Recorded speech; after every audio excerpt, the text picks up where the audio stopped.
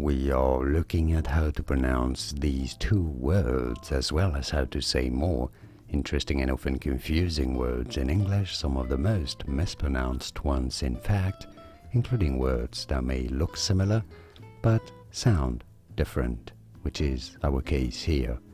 So how do you pronounce those words? Well, the only difference really is the vowel between the A and an E, because the C or the S at the end produce the same S sound, and of course the D's at the beginning produce the same D sound. So I'm going to start with the word at the bottom, which is said as dance, dance, which is something, a material that is compact and heavy, dance. For this, you don't want to open your mouth too much, just a little bit open, and say dance.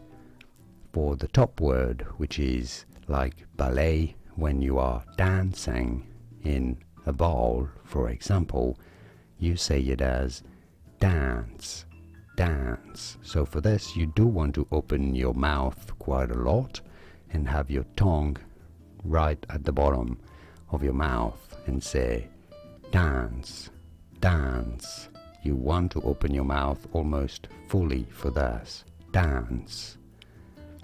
The bottom word again is said as a contrast as dance.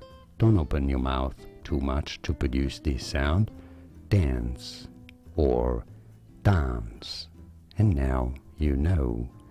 Could you hear this? Could you hear the difference? Was this any helpful? Let me know in the comments and by using the like button.